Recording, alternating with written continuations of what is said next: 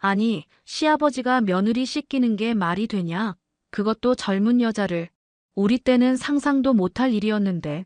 전북 진안의 작은 마을, 우물가에서 터져나온 이 말들이 한 가족의 운명을 바꿔놓았습니다. 63세 호라비 강태식. 평생 고구마와 옥수수만 키우며 살아온 평범한 농부였죠. 하지만 어느 날부터 그는 마을 전체의 뜨거운 관심 대상이 되었습니다. 대체 무슨 일이 일어난 걸까요?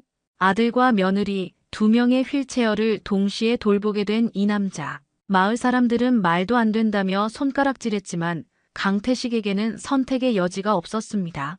가족이니까요. 그의 한마디가 전부였죠. 하지만 결국 견디지 못한 며느리가 시설로 떠나면서 이 가족에게 진짜 시련이 시작됩니다. 과연 이들은 세상의 시선과 편견을 이겨내고 다시 하나가 될 수 있을까요? 보통 사람들이라면 절대 상상할 수 없는 이 가족의 이야기. 지금부터 시작됩니다. 1초밖에 걸리지 않는 구독과 좋아요 눌러주시면 이야기가 더 재미있으실 거예요. 그럼 지금부터 시작합니다. 새벽 5시, 전북 진안군의 작은 마을에 달구름 소리가 울려 퍼집니다. 강태식은 이 소리에 눈을 뜨곤 했죠. 53년을 이 땅에서 살아온 그에게 새벽은 하루의 시작이자 삶의 리듬이었습니다.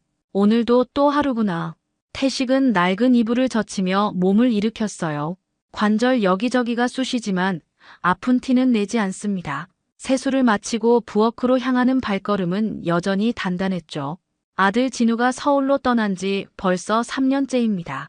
고등학교를 졸업하고 대학 대신 취업을 택한 아들이 아버지를 모시고 살겠다며 서울로 상경했을 때 태식은 말리지 않았어요.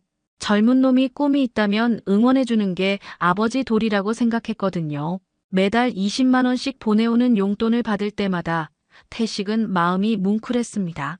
배달 일이 얼마나 힘든지 모르는 건 아니었거든요. 비 오는 날이면 더욱 걱정이 되죠. 진우야, 돈은 내가 써라.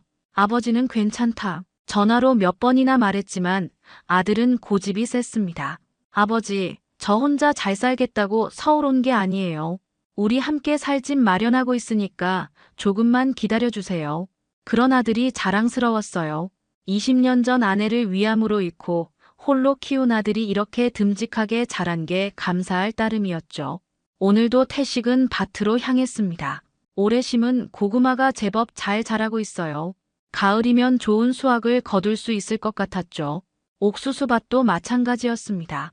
알이 통통하게 여물어가는 모습을 보니 마음이 흐뭇했어요. 점심때가 되어 집으로 돌아온 태식은 혼자 밥상을 차렸습니다. 된장찌개 한 그릇, 김치 몇 점, 그리고 어제 담근 깻잎 장아찌가 전부였죠.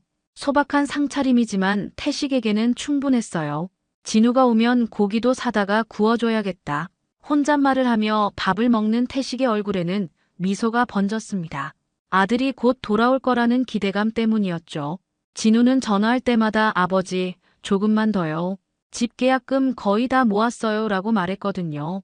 저녁 무렵 태식은 마을 어귀에 앉아 석양을 바라봤습니다. 붉게 물든 하늘이 참 예뻤어요. 이런 풍경을 진우와 함께 볼 수 있는 날이 언제 올까 생각하니 가슴이 따뜻해졌죠. 그때 휴대폰이 울렸습니다. 진우에게서 온 문자였어요. 아버지, 오늘 야간 배달 나갑니다. 비 온다니까 조심해서 다녀올게요. 건강하세요.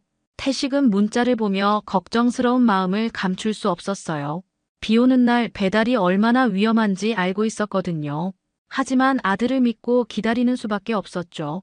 서울 송파구의 어느 골목길, 비는 점점 더 세차게 내리고 있었습니다. 강진우는 노란색 배달 가방을 등에 메고 오토바이 시동을 걸었어요. 시계를 보니 밤 10시 반, 야간 배달의 시작이었죠. 오늘만 더하면 이번 달 목표 달성이다. 진우는 스스로를 다독이며 헬멧을 썼습니다. 비 오는 날엔 배달 건수가 늘어나지만 그만큼 위험도 커지죠. 하지만 아버지와 함께 살 집을 마련하려면 하루라도 쉴 수 없었어요. 첫 번째 배달을 마치고 두 번째 주문이 들어왔습니다. 잠실 아파트 단지였어요. 거리는 좀 되지만 배달비가 괜찮았죠. 진우는 주저하지 않고 출발했습니다. 빗길에서 오토바이를 몰며 진우는 조심스럽게 속도를 조절했어요. 아버지가 항상 안전이 첫째라고 당부하셨거든요. 하지만 마음은 급했습니다. 오늘 벌어야 할 금액이 아직 부족했거든요. 교차로에 접근할 때였어요. 신호등이 노란불로 바뀌고 있었습니다. 진우는 속도를 줄이며 정지선 앞에서 멈췄죠. 규칙을 지키는 게 습관이었어요. 그런데 그 순간이었습니다. 쾅! 옆에서 달려온 승용차가 빗길에 미끄러지며 진우의 오토바이를 들이받았어요. 신호를 위반한 차량이었죠. 진우는 그 순간 하늘이 돌아가는 것을 봤습니다. 그리고 땅에 떨어지면서 등과 허리에 찌릿한 통증이 퍼졌어요. 아, 아버지. 의식을 잃어가는 진우의 입에서 나온 마지막 말이었습니다. 응급실로 실려간 진우의 소식을 들은 태식은 밤새 기차를 타고 서울로 달려왔어요. 병원 복도를 뛰어가는 태식의 얼굴은 창백했죠. 강진우 환자 보호자이신가요? 의사가 태식을 불렀습니다. 수술복을 입은 의사의 표정이 무거웠어요. 네, 아버지입니다. 우리 아들이 어떻게 됐습니까? 태식의 목소리는 떨리고 있었어요. 의사는 잠시 망설이다가 입을 열었죠. 척추 2번째와 3번째 마디가 심하게 손상됐습니다. 수술은 성공했지만, 하지만 뭡니까? 하반신 마비가 올 가능성이 높습니다. 평생 휠체어 생활을 각오하셔야 할 것 같아요. 그 말을 들은 태식은 한동안 말을 잇지 못했어요. 머리가 하얗게 변하는 것 같았죠. 의사는 미안한 듯 고개를 숙였습니다. 최선을 다했지만 죄송합니다. 태식은 비틀거리며 중환자실 앞으로 향했어요. 유리창 너머로 보이는 진우는 온몸에 관을 꽂고 누워 있었죠. 그 모습을 본 태식은 주저앉고 말았습니다. 진우야, 아버지가 늦었다. 눈물이 쏟아졌어요.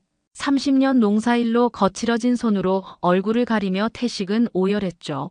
아들의 꿈도 함께 살겠다던 약속도 모든 게 한순간에 무너져 내린 것 같았어요.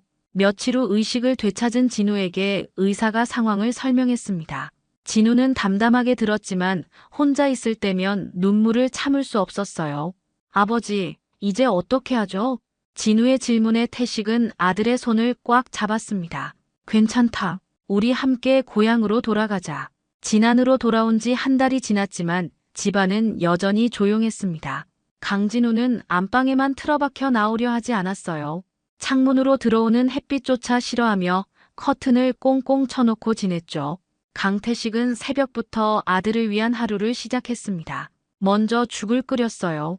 진우가 고형 음식을 거부한 지 일주일째였거든요. 애호박과 쌀을 넣고 정성스럽게 끓인 죽을 그릇에 담아 방으로 가져갔습니다. 진우야, 죽 끓였다. 조금이라도 먹어봐. 태식이 문을 두드리며 말했지만 대답은 없었어요.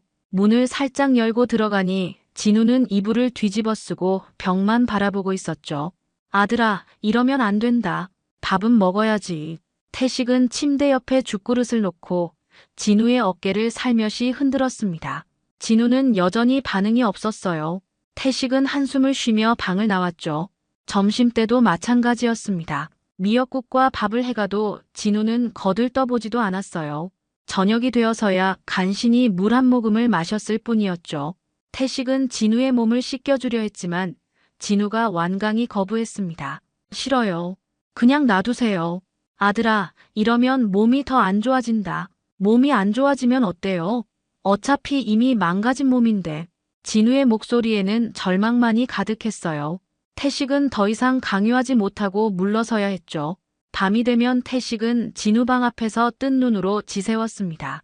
혹시 아들이 무슨 일이라도 낼까봐 걱정이 됐거든요. 가끔 진우가 흐느끼는 소리가 들려올 때면 태식도 함께 눈물을 흘렸어요. 일주일이 더 지났습니다. 진우의 몸은 눈에 띄게 야위어 갔어요. 뺨이 푹 들어가고 눈가에는 다크서클이 짙게 생겼죠. 태식은 더 이상 견딜 수 없었습니다. 진우야, 아버지가 억지로라도 먹일 거다. 태식은 죽 한 숟가락을 떠서 진우의 입가에 갖다 댔어요. 진우는 고개를 돌렸지만 태식은 포기하지 않았죠. 아들아, 제발 좀 먹어라. 아버지가 이렇게 부탁한다. 태식의 간절한 목소리에 진우는 마지못해 입을 열었습니다. 한 숟가락, 두 숟가락, 겨우 반 그릇을 먹고 나서 진우는 다시 이불을 뒤집어 썼어요. 그날 저녁 태식이 진우의 기저귀를 갈아주려고 했을 때였습니다. 진우가 갑자기 울음을 터뜨렸어요. 아버지, 미안해요. 뭐가 미안하냐? 제가 이렇게 돼서 아버지 인생을 망쳤어요. 진우의 목소리는 떨리고 있었어요. 눈물이 베개를 적셨죠. 아버지는 저 때문에 농사일도 제대로 못하고 하루 종일 저만 돌보고 이런 게 무슨 삶이에요? 태식은 진우의 말을 들으며 가슴이 찢어지는 것 같았습니다. 진우야, 그런 소리 하지 마라. 사실이잖아요. 저는 이제 아무것도 할 수 없는 짐덩어리예요. 아버지한테만 피해만 끼치고. 진우는 더 크게 울었어요. 30살 어른이 아이처럼 울고 있었죠. 나 때문에 아버지까지 불행해지면 안 돼요. 차라리 저를. 그만해. 태식이 소리쳤습니다. 그리고는 진우를 꽉 안아주었어요. 아버지 인생이 망했다고. 너는 아버지한테 전부야. 내가 있어서 아버지가 살아가는 거다. 태식도 울기 시작했습니다. 20년 만에 아들 앞에서 우는 거였어요. 아버지가 너를 지켜주지 못해서 미안하다. 부자는 그렇게 한참을 안고 울었습니다. 부자의 눈물 이후 며칠이 지났지만 상황은 크게 나아지지 않았습니다. 강진우는 여전히 방에서 나오려 하지 않았고 강태식은 혼자서 모든 것을 감당해야 했어요. 씻기기, 먹이기, 기저귀 갈기까지 모든 일이 태식의 몫이었죠. 어느 날 오후 태식은 더 이상 혼자 감당할 수 없음을 깨달았습니다. 진우의 몸무게가 만만치 않은 데다 자신도 60이 넘은 나이였거든요. 무릎이 아프고 허리도 자꾸 삐걱거렸어요. 태식은 마을 이장님께 조언을 구했습니다. 이장님, 혹시 간병인 구할 방법이 있을까요? 아, 태식이 형님, 진안 보건지소에 가보세요. 거기서 간병인 연결해준다고 들었는데요. 다음 날 아침, 태식은 서둘러 보건지소로 향했어요. 담당 직원은 친절하게 설명해 주었죠. 어르신 간병인분 한 분 소개해 드릴 수 있습니다. 윤수정 씨라고 하는데 경력도 오래되고 성격도 참 좋으세요. 그분이 우리 같은 시골까지 오실까요? 네, 괜찮다고 하셨어요. 내일 오전에 한번 뵙기로 하시겠습니까? 태식은 마음이 급했지만 하룻밤 더 기다리기로 했습니다. 다음 날 오전 10시 윤수정이 강씨 집 대문을 두드렸어요. 태식이 문을 열어보니 30대 초반 정도로 보이는 여성이 정중하게 인사했습니다. 안녕하세요. 간병인 윤수정입니다. 수정의 목소리는 차분하고 따뜻했어요. 키는 보통이었지만 단정한 옷차림에 온화한 인상이 첫눈에 신뢰감을 주었죠. 아, 수정씨. 어서 들어오세요. 태식은 수정을 거실로 안내했습니다. 수정은 주변을 둘러보며 차분하게 말했어요. 환자분 상태에 대해 자세히 설명해 주시겠어요?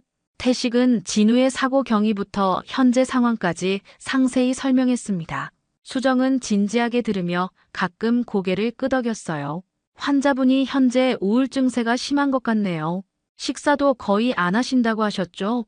네, 억지로 먹여야 겨우 몇 숟가락 먹을 정도입니다. 일단 환자분을 만나 뵙고 싶은데 괜찮을까요? 태식은 망설였어요.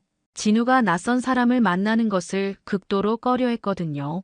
아들이 사람 만나는 걸 싫어해서요. 괜찮습니다. 부담 주지 않게 인사만 드리겠어요. 수정은 태식을 따라 진우의 방으로 향했습니다. 태식이 문을 살짝 두드렸어요. 진우야, 간병인 선생님이 오셨다. 싫어요. 보내세요. 진우의 거부감이 문 밖까지 느껴졌죠. 수정은 태식을 보며 괜찮다는 듯 미소를 지었어요. 진우 씨, 안녕하세요. 윤수정이라고 합니다. 수정은 문 앞에서 자연스럽게 말을 건넸어요. 강요하지 않는 부드러운 목소리였죠. 저는 그냥 잠깐 인사만 드리려고 왔어요. 부담스러우시면 다음에 뵙겠습니다. 방 안에서는 아무 대답이 없었어요. 수정은 포기하지 않고 계속 말했습니다. 혹시 배고프시면 죽 끓여드릴 수 있어요. 단호박죽 좋아하세요? 그때였습니다. 방 안에서 작은 소리가 들렸어요. 누구세요? 진우가 처음으로 반응을 보인 것이었죠. 태식은 놀란 표정으로 수정을 바라봤습니다. 간병인 윤수정이에요. 진우 씨를 도와드리러 왔습니다. 필요 없어요. 네, 알겠어요. 그런데 아버님이 많이 걱정하고 계세요. 한 숟갈만 드셔보실래요? 수정은 태식에게 부엌으로 가자는 손짓을 했어요. 그리고 정말로 단호박죽을 끓이기 시작했습니다. 오래 걸리지 않아요. 소화도 잘 되고 영양도 좋거든요. 태식은 수정의 자연스러운 모습에 감동했어요. 억지로 강요하지 않으면서도 따뜻함이 느껴졌거든요. 30분 후 수정은 정성스럽게 끓인 죽을 그릇에 담아 다시 진우의 방으로 갔습니다. 진우 씨, 죽 끓였어요. 한 숟갈만 드셔보실래요? 이번에는 방 안에서 망설이는 소리가 들렸어요. 방 안에서 이불이 바스락거리는 소리가 들렸습니다. 강진우가 몸을 돌리는 소리였어요. 윤수정은 조용히 기다렸죠. 강요하지 않는 것이 그녀의 방식이었습니다. 들어와도 돼요. 작은 목소리였지만 분명히 들렸어요.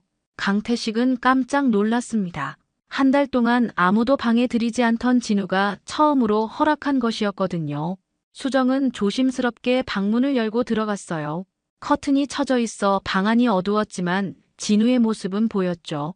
한 달 사이에 많이 야윈 얼굴, 수염이 거칠게 자란 모습이 안타까웠습니다. 죽 가져왔어요. 뜨거우니까 조심하세요. 수정은 침대 옆 탁자에 죽그릇을 놓았습니다. 진우는 여전히 고개를 돌린 채 벽만 바라보고 있었어요. 제가 떠드릴까요? 아니요. 그럼 조금씩 드셔보세요. 너무 급하게 드시면 안 돼요. 수정은 침대 옆 의자에 앉았습니다. 재촉하지 않고 그냥 조용히 앉아 있었어요. 몇 분이 지나자 진우가 조금씩 몸을 일으켰습니다. 떨리는 손으로 숟가락을 들어 죽을 한 숟가락 떠먹었어요. 오랜만에 제대로 된 음식이었죠. 단호박의 달콤함이 입안에 퍼졌습니다. 맛있어요. 진우가 작게 중얼거렸어요. 수정은 미소를 지었습니다. 다행이네요. 천천히 드세요. 그날부터 수정은 매일 아침 강씨 집을 찾았습니다. 처음에는 진우가 여전히 경계했지만 점점 마음을 열기 시작했어요. 수정은 절대 강요하지 않았거든요. 진우가 하기 싫어하면 괜찮습니다. 내일 해도 돼요 라고 말했죠. 일주일이 지나자 진우는 스스로 씻으려고 노력했습니다. 물론 혼자서는 어려웠지만 수정이 도와주니 가능했어요. 제가 도와드릴게요. 부끄러워하지 마세요. 수정의 자연스러운 태도에 진우도 차츰 편해졌습니다. 그녀는 진우를 환자로만 보지 않고 한 사람으로 대했거든요. 어느 날 오후 수정이 창문을 열었습니다. 바깥 날씨가 정말 좋네요. 햇빛도 따뜻하고. 그래요? 네, 한번 보실래요? 진우는 망설였습니다. 한 달 동안 창밖을 제대로 본 적이 없었거든요. 무서우면 안 봐도 돼요. 수정의 배려에 진우는 천천히 고개를 돌렸어요. 창문 너머로 보이는 마당에는 아버지가 심은 꽃들이 예쁘게 피어 있었습니다. 예쁘네요. 그쵸? 아버님이 정성스럽게 가꾸신 것 같아요. 그때 수정이 조심스럽게 제안했습니다. 혹시 마당에 나가 보실래요? 진우는 깜짝 놀랐어요. 사고 이후 집 밖으로 나간 적이 한 번도 없었거든요. 저는 휠체어를. 괜찮아요. 제가 밀어드릴게요. 싫으시면 바로 들어와도 되고요. 진우는 한참을 망설였습니다. 마당에 나간다는 것은 큰 결심이 필요한 일이었어요. 하지만 수정의 따뜻한 격려에 마음이 움직였죠. 한 번만요. 수정은 기뻐하며 휠체어를 가져왔습니다. 진우를 조심스럽게 휠체어에 앉혔어요. 처음 타보는 휠체어였죠. 천천히 나가요. 문턱을 넘을 때 진우는 긴장했지만 수정이 능숙하게 휠체어를 조작했습니다. 그리고 마침내 마당에 나왔어요. 와! 진우는 탄성을 흘렸습니다. 한 달 만에 보는 하늘이 이렇게 높고 파란 줄 몰랐어요. 따뜻한 햇살이 얼굴에 닿으니 눈물이 났습니다. 기분이 어떠세요? 좋아요. 정말 좋아요. 멀리서 밭일을 하던 태식이 이 광경을 봤어요. 아들이 한 달 만에 방에서 나온 모습에 가슴이 뭉클해졌죠. 수정에게 고마운 마음이 솟아올랐습니다. 그날부터 진우는 매일 조금씩 마당에 나와 햇볕을 쬐습니다. 수정은 책을 가져와 함께 읽어주기도 했어요. 이 소설 재미있네요. 그쵸? 저도 좋아하는 책이에요. 두 사람은 서로의 마음을 조금씩 알아가고 있었습니다. 두 달이 지나면서 강진우와 윤수정 사이에는 특별한 감정이 싹트고 있었습니다.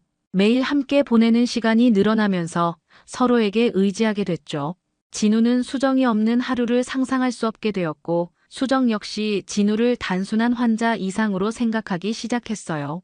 어느 가을 오후 마당에서 함께 책을 읽던 중이었습니다. 코스모스가 바람에 흔들리고 있었고 따뜻한 햇살이 두 사람을 감싸고 있었어요.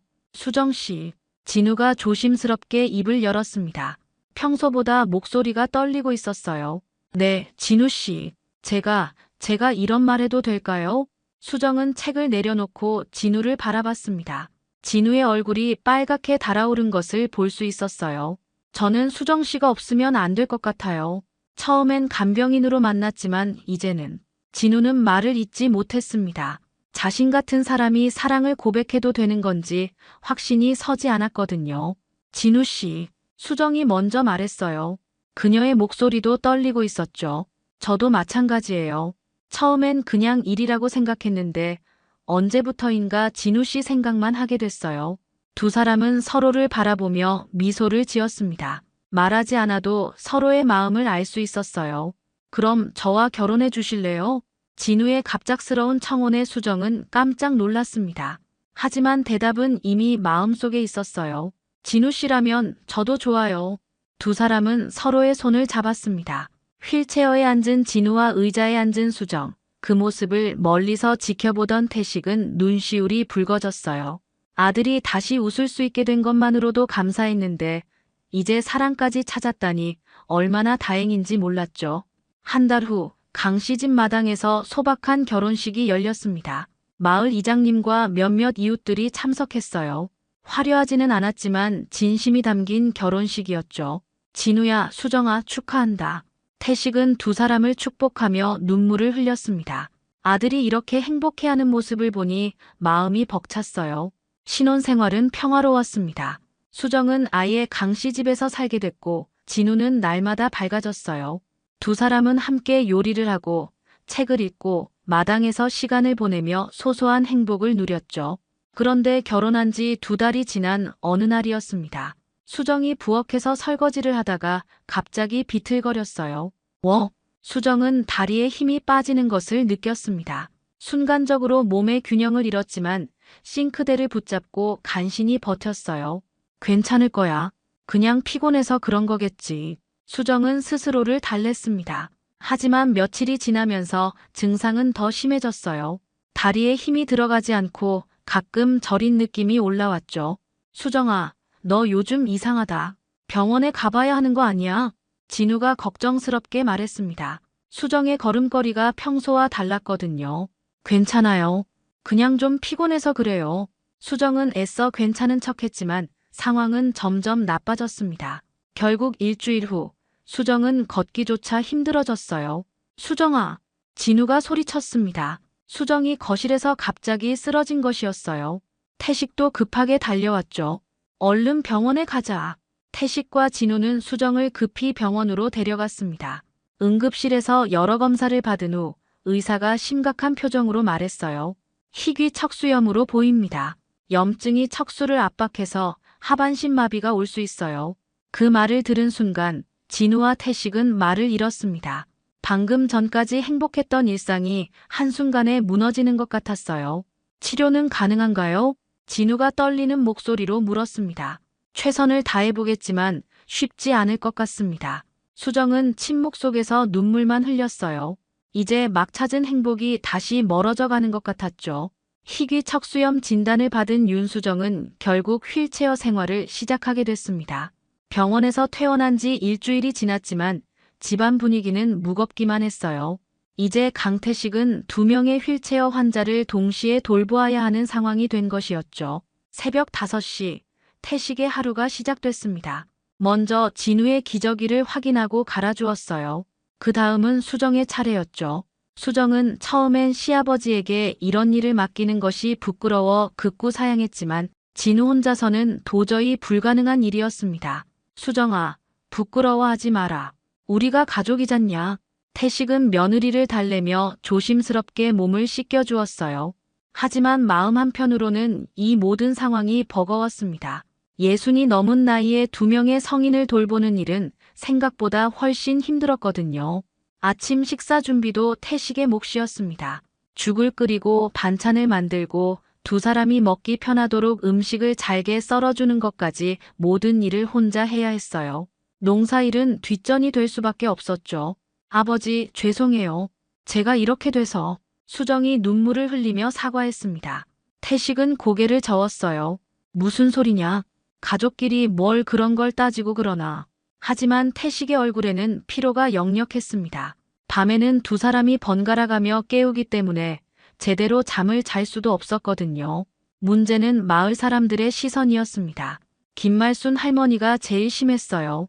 아니, 시아버지가 며느리 씻기는 게 말이 되냐? 그것도 젊은 여자를.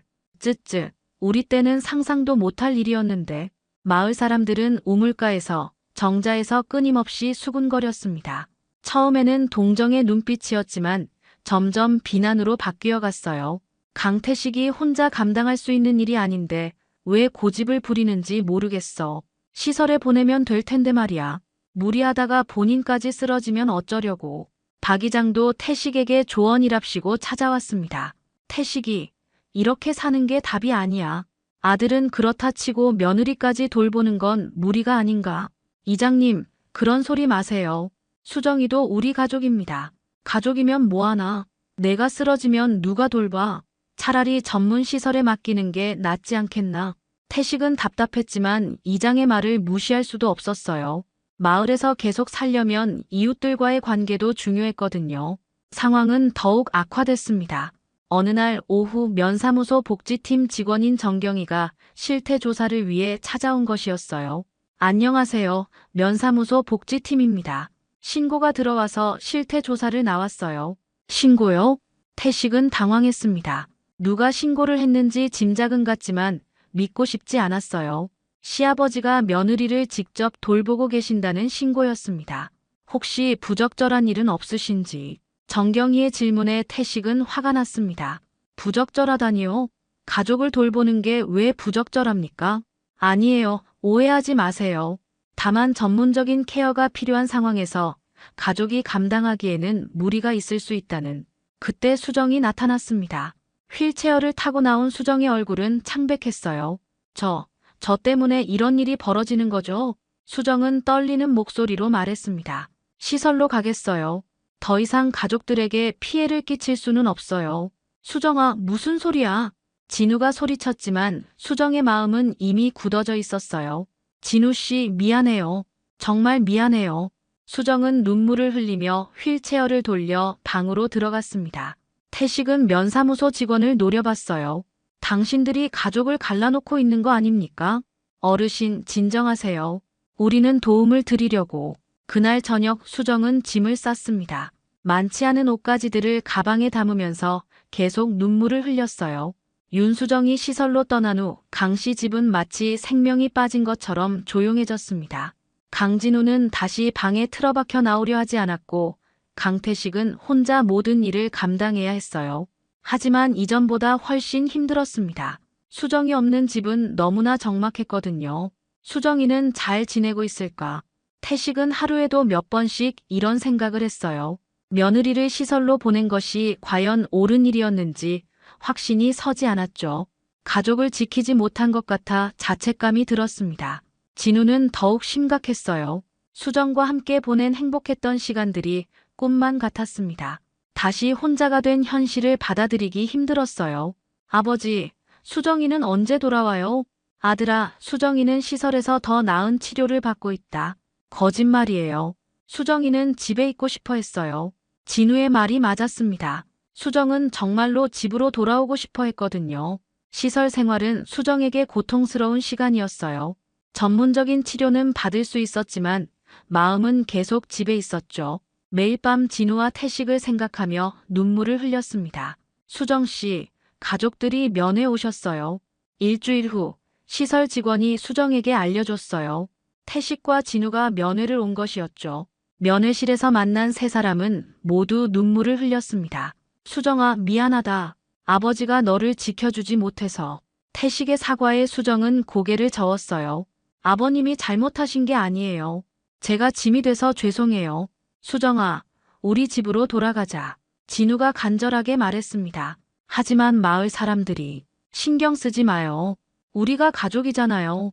그날 밤 집에 돌아온 태식과 진우는 긴 대화를 나눴습니다. 아버지, 수정을 데려와요.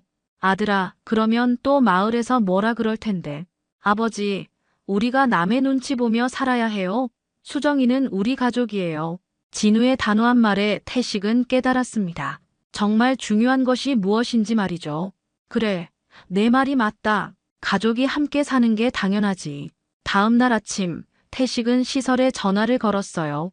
수정이를 데려가고 싶습니다. 어르신, 정말 괜찮으시겠어요?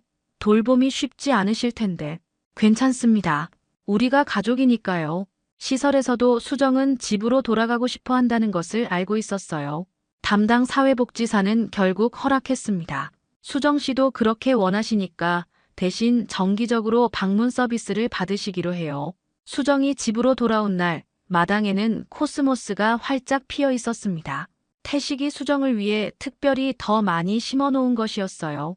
어서 와, 수정아. 진우가 밝은 얼굴로 맞아줬습니다. 수정은 눈물을 흘리며 대답했어요. 네, 다녀왔어요. 그날부터 세 사람은 다시 일상을 찾아갔습니다. 물론 쉽지 않았어요. 태식은 여전히 두 사람을 돌봐야 했고 마을 사람들의 시선도 완전히 사라지지는 않았죠. 하지만 달랐습니다.